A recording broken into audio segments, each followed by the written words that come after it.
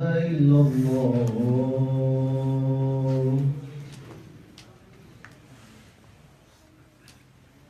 أشهد أن محمدا رسول الله أشهد أن محمدا رسول الله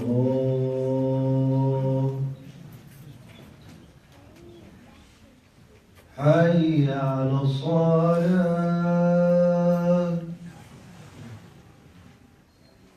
حي على الصلاة حي على الفلاح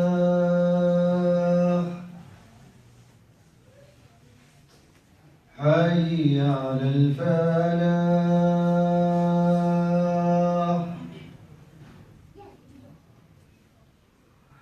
الله أكبر الله أكبر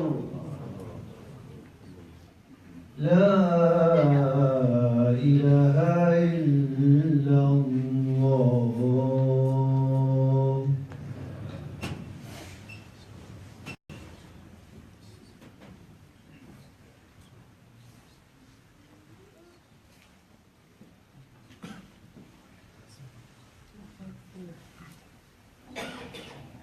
Alhamdulillah, Alhamdulillah Rabbil Alameen, Alhamdulillah, Alhamdulillah, Alhamdulillah, Adada Khalqihi wa Rida Nafsihi, wa Zinatul Arshihi wa Midad Kalimatihi, wa Muntaha Ilmihi wa Jamia Masha, wa Khalaqa wa Dhara wa Bara, Alim al-Ghaib, wa Shahadatu ar-Rahman ar-Rahim, Al-Malik al-Qudus, Al-Aziz al-Hakim.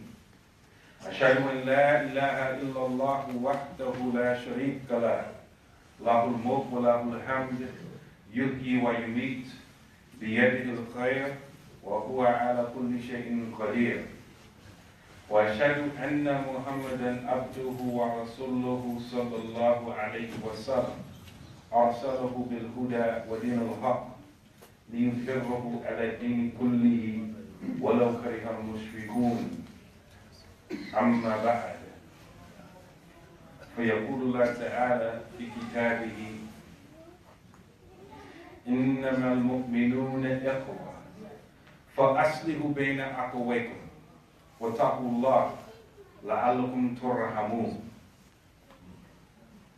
إنما المؤمنون إخوة فأصلحوا بين أخويكم واتقوا الله لعلكم Turhamun. Alhamdulillah. Alhamdulillah. We thank and we praise Allah subhanahu wa ta'ala.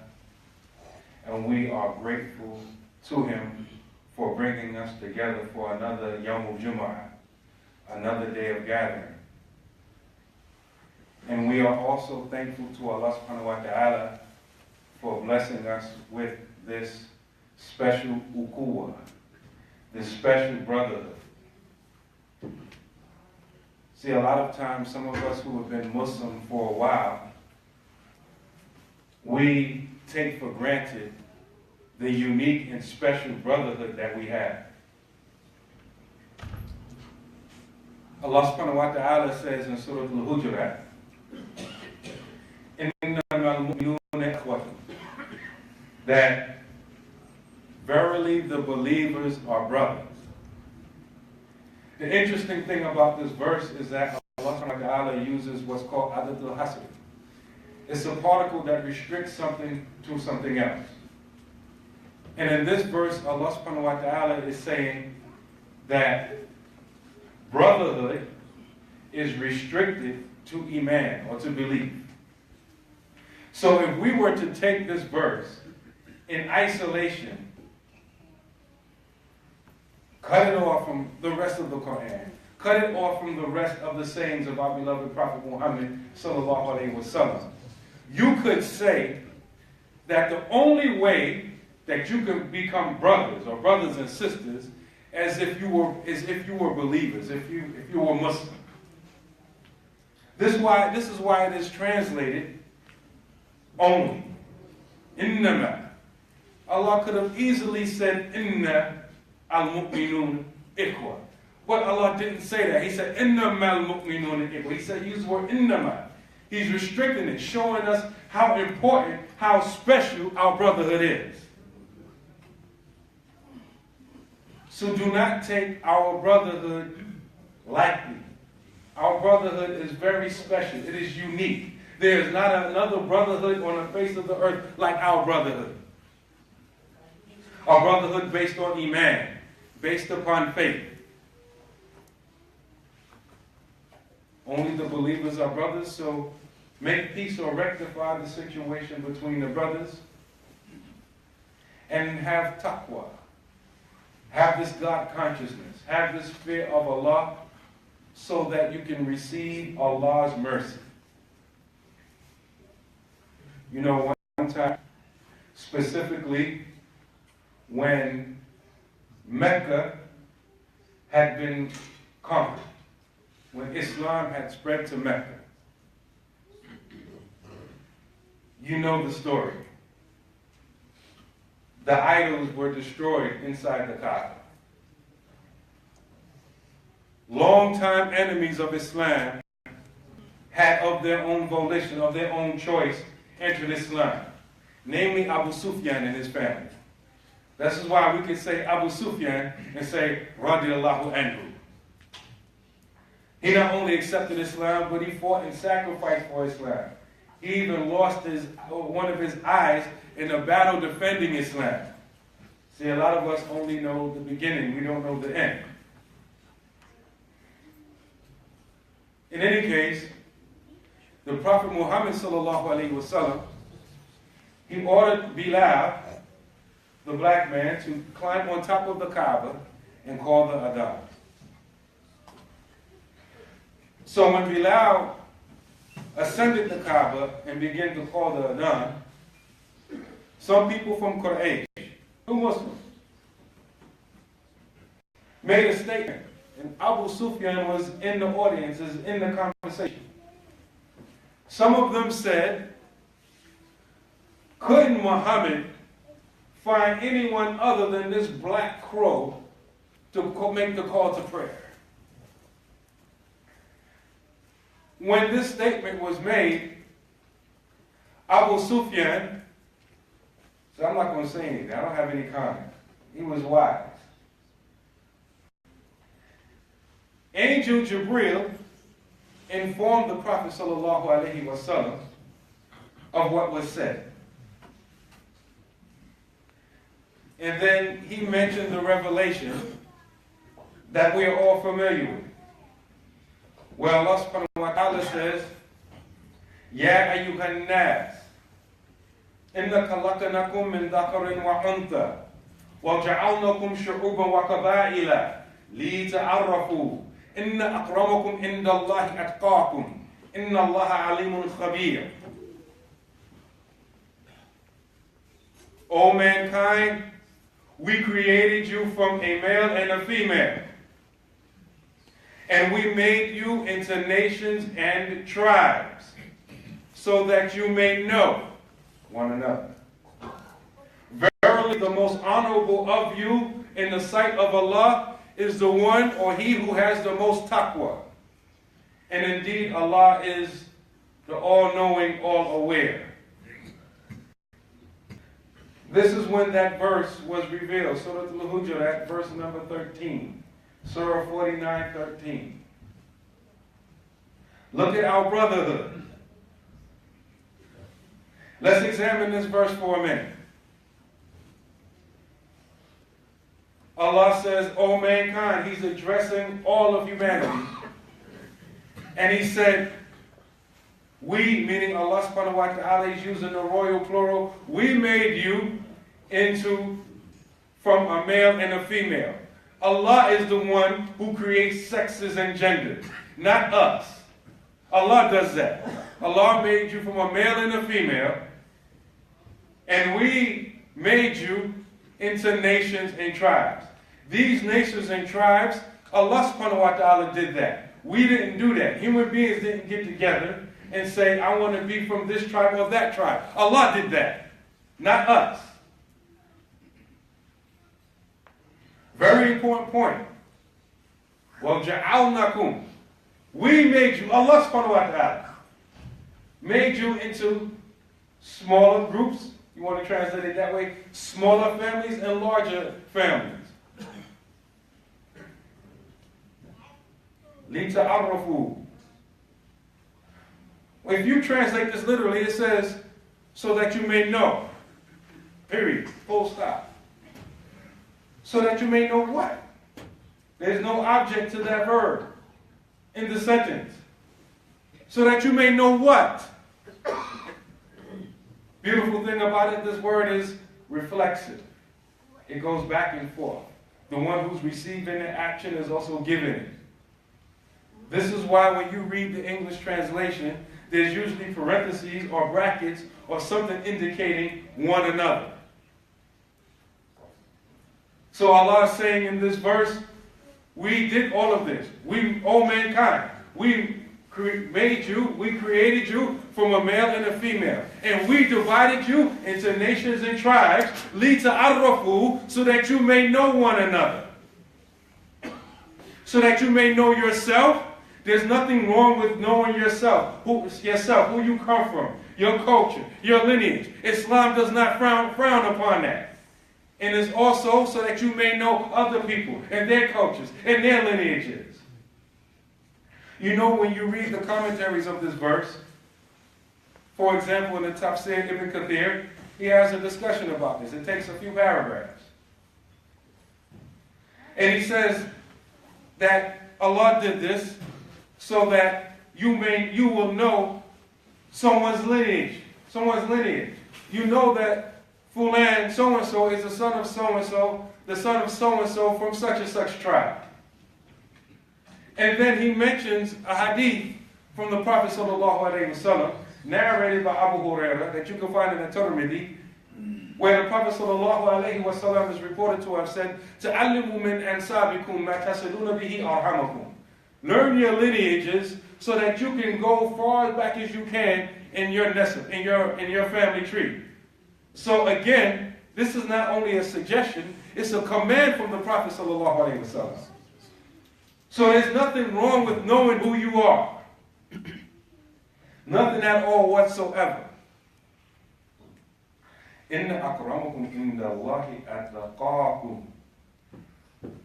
Indeed, the most noble, the most honorable of you, in Allah's estimation, is the one with most taqwa. He who has the most taqwa. Taqwa, you don't know how much taqwa I have. I don't know how much taqwa you have. Only Allah knows that. Look at the balance of Al-Islam. Allah doesn't command you to give up who you are to become Muslim. Don't give up being white. Don't give up being black. Don't give up being Arab. Don't give up being Desi from the subcontinent. Don't give up being Asian. Wherever you come from, don't give it up. But don't think that you're better than anybody else because of where you came from. Because only Allah knows who's better. And indeed, the Prophet ﷺ, he re-emphasized this when he made his famous pilgrimage. He said in one of his khutbahs, because he gave many talks, not only at Arafat, when he made his farewell pilgrimage. He said, لا فضل للعربي على العجمي ولا للعجمي على العربي ولا فضل للأسود على الأحمر ولا للأحمر على الأسود إلا بتقوى. There's no preference or superiority for an Arab over a non-Arab. And who's saying it? Ashraful Arab, the best of the Arabs, Prophet Muhammad sallallahu alaihi wasallam. There's no preference of an Arab over a non-Arab, or a non-Arab over an Arab, or a black over a white. You may have told him. He said red. In classical Arabic, they refer to white people as red. The color white was used to indicate someone who had unblemished or radiant complexion. So someone could be dark as night and be described as abyad or white. Or someone could be white as milk and be described as abyad or white during that time. White people were described as ahmar, red. There's no superiority of a black over a white or white over a black. Illa bi taqwa. Except by means of taqwa. Again, taqwa, God consciousness.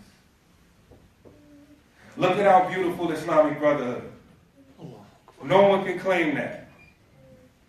No one can claim that. We have something very special, and we should not give it up or abandon it for anyone. I'm looking at all of you here. The whole earth is represented here, right here. I'm looking at white people. I'm looking at black people. I'm looking at people from all over the earth represented in one building in Oakland, Pittsburgh, Pennsylvania. Not too many people can claim that. This is the beauty that Islam brings.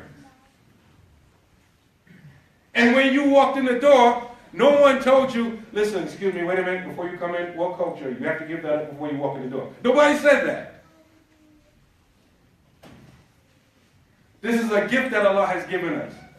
This beautiful deen of al-Islam that comes with a perfect brotherhood.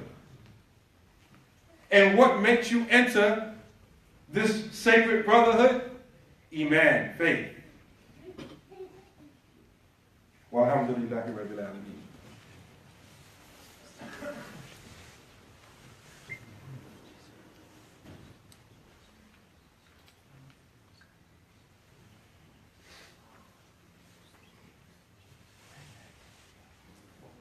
Alhamdulillah. Alhamdulillahi Rabbil Alameen wa afdalu salatu wa taslim ala Sayyidina Muhammadin wa ala alihi wa sahbihi ajma'in. ورضي الله تعالى عن سادة التابعين وعلماء العاملين وأئمة الأربعة المجتهدين ومقالديهم إلى يوم الدين أما بعد. A lot of times people make us feel uncomfortable with things we shouldn't be uncomfortable talking about. Because Allah subhanahu wa ta'ala mentions these things in the Quran. See, some of us were told, brother and sister, there's no color in Islam. There's color in Islam. There's no culture in Islam. There's culture in Islam. The thing that we have a problem with is thinking that you're superior or better because of your color or culture or language. Indeed, Allah subhanahu wa ta'ala says, min ayatihi, from among our signs. This is from among my signs. This is sort of room. From among our signs. The creation of the heavens and the earth. And the differences in your languages and in your colors. This is what Allah subhanahu wa ta'ala says. The differences, not the sameness, the differences in your languages and your colors. This is from amongst the signs of Allah subhanahu wa ta'ala. Who wants to be guilty of negating or saying something bad about Allah's signs? Now, I want all of you brothers to sit here and imagine with me. Imagine the most beautiful woman you know. And if you're married, I hope that's your wife. Your wife may ask you after the Khutbah, Habibi, who did you think about when he said think about the most beautiful woman? Right? Tell her you were thinking about her. Hope you were thinking about her, right? Now, just imagine if every woman looked exactly like her. Kind of boring, isn't it? Sister, the most handsome husband, the epitome of masculinity, right? Al-Rijal Qawwamuna 'ala Nisa. The men are protectors and maintainers of the women. When you think about that verse, the man that comes to your mind, now, I hope it's your husband. Now, imagine if everyone looked exactly like that man and act exactly like that man. We were all the same. We spoke the same language. Not only did we speak the same language, we spoke the same dialect. We used the same exact accent. I'm from New York originally. We say hour. In Pittsburgh, they say hour. Right? Can you imagine if everybody say hour? What time we get there? I don't know how many hours it's going to take me to get there. Right? Just imagine everybody spoke like that. Life would be kind of boring. Everybody had the same accent. But no, Allah mixed it up for us. And this is from among His signs. This is one of Allah's signs. We need to rejoice in that. We are all not the same. We all different, and we all bring something different to the table. We all bring a different gift to the table.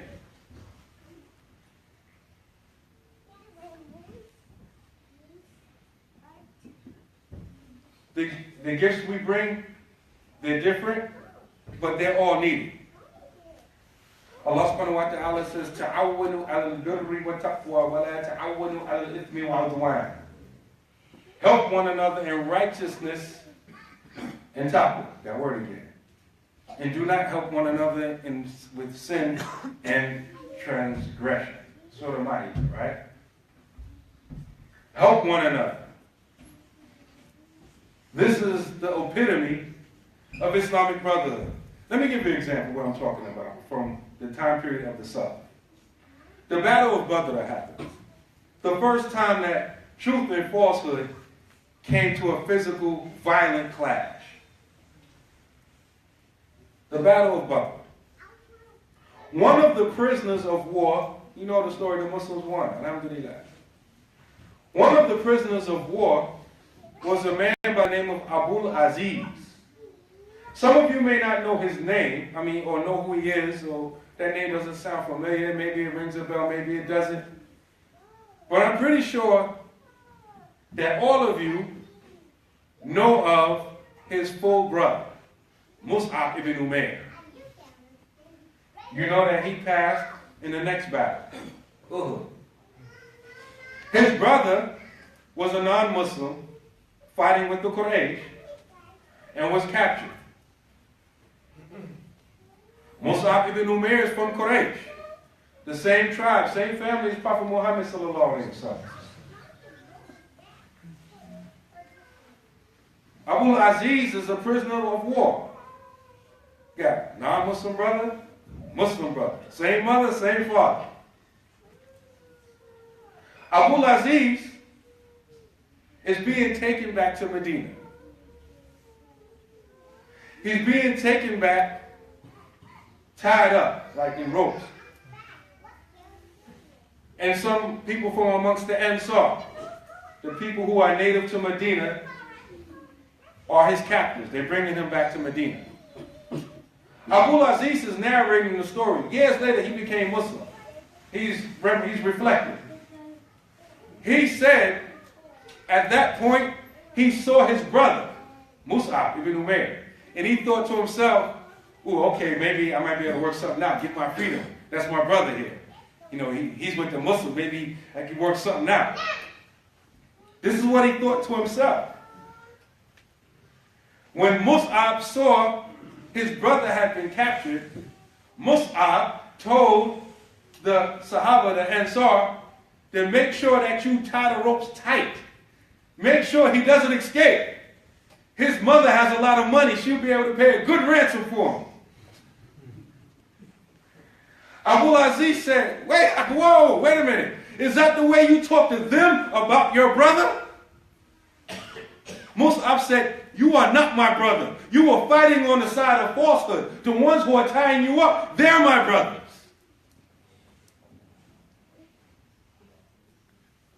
Verily, the believers are brothers. This incident took place before that verse was revealed. But this is the understanding that they had. It's belief, it's iman that makes brotherhood. And that was a lesson that Abul Aziz had to learn about Islam the hard way. There was no nepotism in getting your freedom. No, that's not going to work. Your mother's going to have to come up off that cash. She's going to have to break bread. How they say now, she's going to have to come with the bag. She's going to have to come up with that money. So this is something that the Sahaba understood very early on. And this is something unique and beautiful that we have. I mentioned earlier that I'm from New York.